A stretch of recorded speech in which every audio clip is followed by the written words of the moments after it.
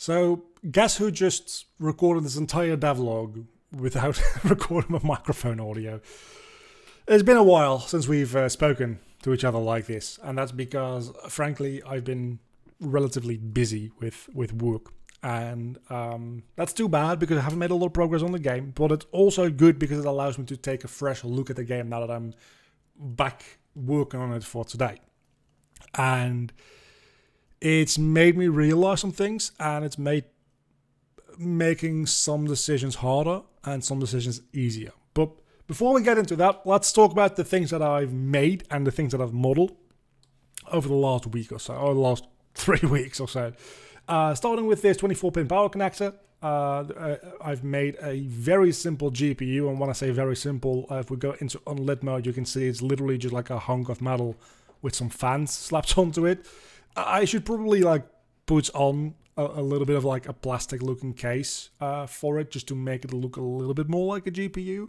That being said, we are going to only see it from this perspective, and when we add lighting into the mix, I think this just kind of works as it is, so maybe we don't need that, but that's very much something that I can add on much later as a separate model on top of it. So next up we have the USB inputs here for the I/O. We've made an HDMI, audio jack, whatever this port is called. I think it's a P2 port. The thing back in the day people used to use, it's still in a lot of motherboards today actually, for mouse and keyboard inputs. We've made another power connector here, which was very easy to model after I'd made this one. I don't know if we had the CPU cooler already this completed anyway last time we did a devlog. I don't think we had the fans on it yet, and you can definitely see the fans are still clipping through and stuff like that because they're not scaled properly. That'll figure itself out eventually, I'm sure. I need to fix that in Blender. Anyway, that's real quick what I've gone through over the past couple of weeks as far as modeling goes. Also, this thing over here, I've realized that maybe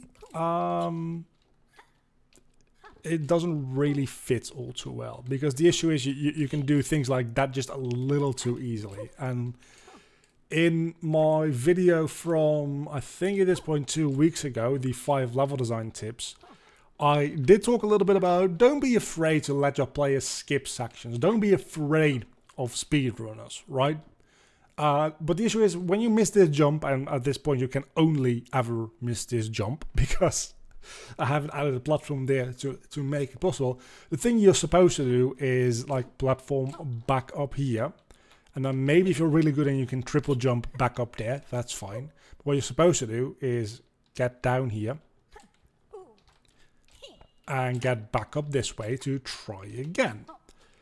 But it is much fucking easier. I have an itchy shoulder to just do that. And having a skip is fine. You don't have to make your game in such a way that it's entirely unbreakable by speedrunners. I think it's fun to leave in some skips and even build in some skips. But when it's this easy to skip something, it's actually easier than the intended way, I think we have a bit of a problem. And the same thing here, right? I mean, I don't know if this is the same thing. We can do a triple jump here and just get on this way and just get into this at the very end. So skipping pretty much all of it. And that's just not great. So I've made a 2D level, ignoring the fact that we can move in 3 dimensions. It is mostly the issue here. So this entire thing has to go as well, and I have to redesign what I want to do here. That being said though, you might think that I have the same issue with the maze here on the other side, but I actually don't, because this is not a platforming challenge. What this is just a lot of walls and stuff where I can put in some collectibles. And this is much more about being, can I make that? Can I make that? Can I make that? I can't make that. This is much more about being up here, for instance, and just taking a look, seeing what's where, than going down and going to get it. It's a much different type of challenge and experience. It's not about the platform. This is made in such a way where you're not only allowed but actually encouraged to skip around these walls, and that's entirely fine. It does need a little bit more lighting. It's specifically this part that just doesn't end up working that well, so I'm going to need to figure out a solution for that. And these RAM sticks altogether aren't really working out too well, so I'm going to need a little bit more creative thought on that. Going back to the real issue at hand here, though, is that I'm making two games. I'm making a Mario 64, I had in time, a Mario Odyssey, whatever, a 3D roaming like platform where you have full control over the camera and smoother, more satisfying movement. Whereas the levels themselves, and let's actually go to the normal hub world here to show that difference. Where the levels themselves are a lot more heavier and precision platforming based, like a Crash Bandicoot game. And the more I play through and the more I work on this game, the less I think those two things combine particularly well. So let's make our way over to the... I don't know why I keep messing up that jump. There's something weird about that. Gotta figure that out. But as you can see, this is like a relatively smooth... Yeah, I don't know. When I double jump out of a dash, sometimes it kind of just fucks up. Gotta figure out why that is the case. Anyway, this is relatively smooth. I mean, the animations definitely need work. These are just stock animations for things to, like, not literally just be a T-pose character running around. I'm going to reanimate everything sooner or later. But then when we go into this level, we go into the Crash Bandicoot style. Which, the jumping, I don't know if you can tell. And with the new camera system, it's also not particularly great. Controlling the character, I've got to be honest. Like, the camera system itself works like a charm, but the control directions are a bit of a bitch sometimes. So I don't know if you can tell, but the physics are a fair bit heavier in this level, and just altogether, like, your moveset is different, and I don't know if that's a good thing. I liked the idea of it, but now having also like the camera control directions are kind of fucked up sometimes. It's still a little bit buggy. Let's just kill myself here because that resets it.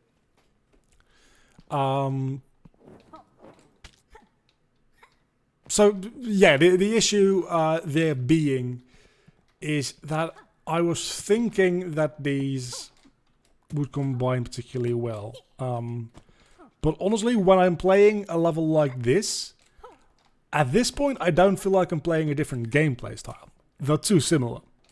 At this point, I feel like I'm playing a downgraded version of what I was just playing. And I think that is a relatively frustrating thing to feel like. And as such, it probably shouldn't be in the game. Is my thinking. So I either need to make the difference between the levels and the hub worlds bigger, or I need to make the difference smaller. At this point, they are too similar, but also not similar enough to the point where it's actually like kind of rubbing me the wrong way. That being said, I'm not going to make any final decisions on this until I've had other player feedback specifically on this point. So I'm going to make another test build relatively soon with a couple of new levels that I've made. Definitely like a lot of incomplete stuff. But it's mostly to do with like the new controls and the new physics, mechanics and stuff like that. To see how people feel about this exact issue, right? So that might end up meaning that I make the levels 2D, for instance. or it might end up meaning that I make the levels more 3D.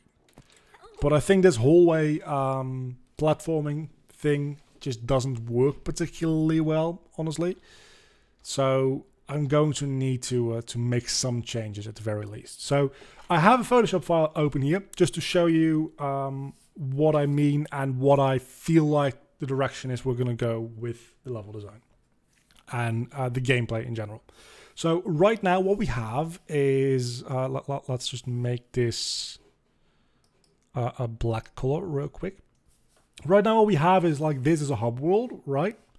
And like we spawn here, and then we have a thing to get there, and a thing to get there, a thing to get there, a level entrance here, a level entrance, for instance, here, and then another thing to get there. And we can walk in that direction, or that direction, or that direction, and then go from there to there, and there to there, and then all the way over there, and then there. It's very open. And at this point, it's literally just a couple of lines intersecting, but you get the point, right? So my idea is that these level entrances, this, and I think this was one maybe, I don't fucking know, they're all looking a lot alike, will bring you into a level. And right now, these levels look very much like hallways, and that's definitely not a straight line. I'm terrible at drawing. So a hallway with like some platforms inside them that you jump on, and then maybe like a bottomless pit here that you can fall down into, and you make your way through this level, right? And that's what the levels look like right now. I'm getting a little distracted by noises happening everywhere. This is very much Crash Bandicoot, is what that is. What I'm thinking we could do instead is we could have, specifically for the video editing level as a reference, right? We could have a spawn point, and at that spawn point we have a wall, and that wall would look something like this, for instance. And we could have a couple of holes in that wall, and those holes we need to fill in. But how do we need to fill in those walls? Well, that's the fun thing, is from this central point, we can have a little hallway going this way, and a little hallway going that way. Maybe like a split hallway going that way, and something like this. And then we get a collectible here, we get a collectible there, we get a collectible there, we get a collectible there, and we get a collectible there, which we then all fill in, and that is the completion of the level. That makes these levels a lot more fun, I would say. And this still could work relatively well with this existing gameplay. But what I'm thinking is this also allows me to use the gameplay mechanics and physics from these open worlds in these levels as well. Because things like wall jumps and stuff exist in both right now. And I honestly don't think they make too much sense existing in the hallway-based platformers. They exist there to help with the 2D sections. But maybe, and hear me out here, we don't need that. Because if we have a section that needs a wall jump and is a little bit more 2D-like, a player can just rotate their own camera to make it a side perspective.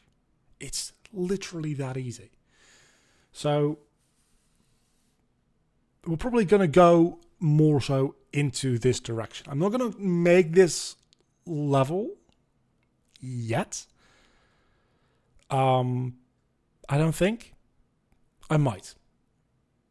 See, the issue here that I run into, and there's really something interesting to think about, is I'm going to finish up some of the very rough edges on what I have right now before making another build. And those very rough edges are mostly just like empty space. And what I want to know is what I have right now, is it bad? Because if it's bad, I'm going to replace it. But should I, in that build, already put in an example of what I have in mind for what it could be like instead? Because if that's the case, it's probably going to be another like 3 months before I get to that, because I've not got a lot of time to work on these projects. So maybe I can make a simplified version. Maybe I should make a simplified version. You can tell I haven't decided yet, right? You can definitely tell I haven't decided. I'm probably going to make a simplified version. Like the 3D level for the computer world, I'm probably going to make something. Where is my cursor? Where is it? Something akin to like this over here, like that one. Just to give that example. So it's probably going to be a while before we actually get to the test build. Now that I'm thinking about it a little bit more critically. The issue is, what I feel like, right, going back to the engine here real quick, is from the start of making this game, I have not wanted to make a decision on this. I didn't know whether I wanted to make a Crash Bandicoot like, or I wanted to make a Mario 64 like game. And my answer to that question and the inability to make a decision was, let's try to marry the two together. And I feel like there's just more and more things rubbing up against each other in a, like, not in a pleasant way. Because, and I don't know if I've already said this before or not, but honestly what it feels like, it doesn't feel like a different gameplay style to me anymore.